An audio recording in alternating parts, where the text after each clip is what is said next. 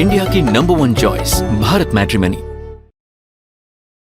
इस वक्त एक और बड़ी खबर, एक गुड न्यूज ऑलरेडी आ गई है। इसरो को RD-191M इंजन क्या कि रूस से मिलेगी पूरी तकनीक। ब्रेक करिए। पुतिन की भारत यात्रा से पहले रूस का बड़ा फैसला, भविष्य में इसी इंजन से चलेंगे GSLV Mk3 LVM-3 rocket. Bharat की GTO पेलोड क्षमता 6.5 से 60 टन का हो जाएगा। यह बड़ी खबर। स्पेस सेंटर में नई ऊंचाई पर भारत रूस की साझेदारी, यह इस वक्त की बड़ी खबर मैं आपको बता रहा हूं।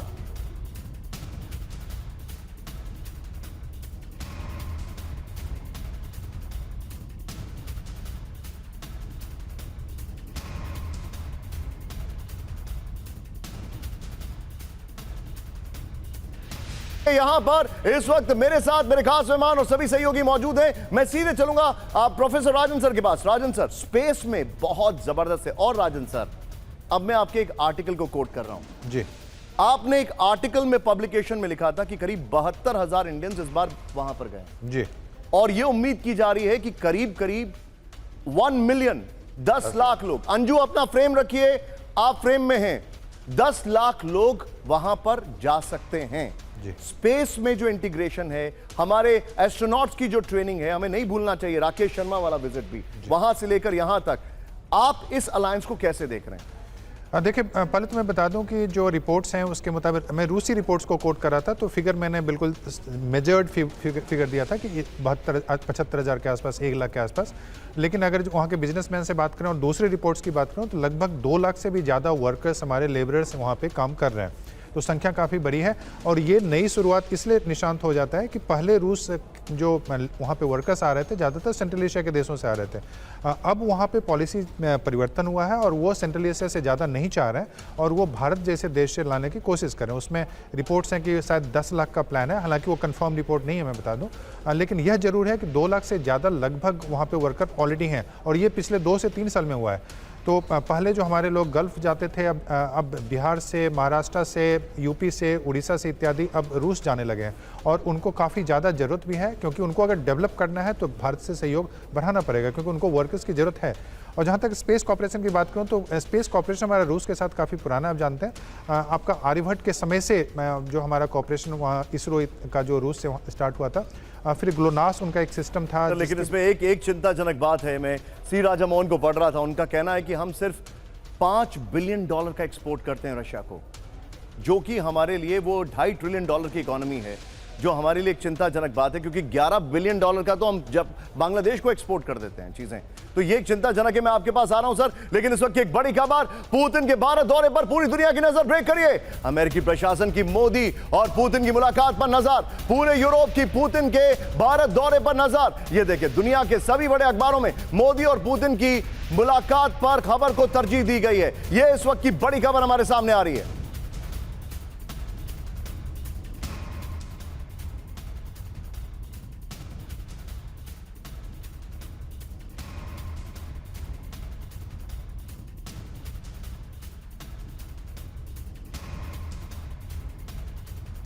बता रहा हूं, इस सब के बीच में सीधे इस खबर के साथ नितिन, वो वाली खबर लीजिए, और सीधे चलिए। मेरे साथ इस वक्त मौजूद हैं मेरे खास मेहमान। लेकिन उससे पहले अपने दर्शकों को बता दूं, एक बड़ी खबर आ रही है पुतिन के भारत दौरे के बीच, नेटो का बड़ा ऐलान। ब्रेक करिए। इस वक्त की बड़ी खबर, यूक्रेन के लिए जंग जारी रखेगा नेटो। ब्रेक करिए। यूक्रेन के लिए हथियार खरीदेंगे यूरोपीय देश। बड़ी खबर, हर महीने $1 बिलियन खर्च करेंगे नेटो देश। बड़ी खबर, हथियारों और डिफेंस सिस्टम पर करोड़ों प्लान खर्च करने का प्लान है। ब्रेकिंग और बाइट प्ले करिए, जरा शॉट दिखाइए, जरा बगल में दिखाइए जरा, ब्रेकिंग और शॉट। ये देखिए नेटो चीफ ने क्या कहा, मैं दिखा रहा हूं, ये वाली ब्रेकिंग और शॉट बगल में रखिए। यूक्रेन युद्ध पर, यूक्रेन युद्ध का जिक्र ना हो ऐसा संभव नहीं है, लेकिन इस पर भारत का क्या स्टैंड रहा है, इसको देखिए जरा। बगल में ये ब्रेकिंग और शॉट चलाते रहिएगा। रूस यूक्रेन जंग पर भारत का स्टैंड। भारत ने जंग पर हमेशा शांति और बातचीत का पक्ष लिया, नंबर 1। नंबर 2, यूएन में रूस के खिलाफ सभी प्रस्तावों से भारत ने दूरी बनाई। नंबर 3, यह देखिए 2022 समरकंद एससीओ में मोदी का संदेश, यह समय युद्ध का नहीं है, बुद्ध का है। फिर पीएम मोदी के इस बयान को भारत की सबसे कड़ी और सबसे अच्छी टिप्पणी माना गया था। फिर पुतिन ने भी मान लिया था कि भारत की चिंताएं वाजिब हैं। नेक्स्ट दिखाइए, ये आपको मैं दिखा रहा हूं। जंग पर अलग राय के बावजूद पीएम मोदी और पुतिन की बातचीत जारी रही। ये देखिए, मैं चाहूंगा ये वाली ग्राफिक्स लीजिएगा, ये वाला ब्रेकिंग और शॉट लीजिएगा। मॉस्को 2024 से तियानजिन 2025 तक पीएम मोदी ने जंग रोकने की अपील दोहराई है बार बार। सीधे आइए और सीधे पे चलूंगा शंकर प्रसाद सर के पास। सर, ऐसा तो संभव ही नहीं है कि इस बैठक में यूक्रेन जंग की बात ना हो, लेकिन क्या यह फोरगॉन कंक्लूजन है ब्रांडिंग, क्या यह फोरगॉन कंक्लूजन है कि जो पुतिन का स्टैंड है वो बरकरार रहेगा और भारत का जो इसमें रोल है वो एज इट इज एक न्यूट्रलिटी का है? देखिए, आपने बिल्कुल सही इसको सम अप किया। भारत का रोल बड़ा क्लियर है, जो वर्ल्ड ने सबने एक्सेप्ट किया है। This is not an era of war. इस समय जो विजिट हो रही है पुतिन साहब की, वो एक बहुत अलग है। 20 दफ़ा हो चुकी होगी, कई दफ़ा आपने बताया हो चुकी है, लेकिन ये जो पर्टिकुलर मीटिंग है ये हो रही है उस समय जब एक रशिया यूक्रेन का वॉर एक बड़े क्रिटिकल मोमेंट पर खड़ा है। उधर से अमेरिका का बड़ा ज़बरदस्त इस पर प्रेशर है, ऑयल पर सैंक्शंस हैं, सब तरफ से टैरिफ की बात हो रही है।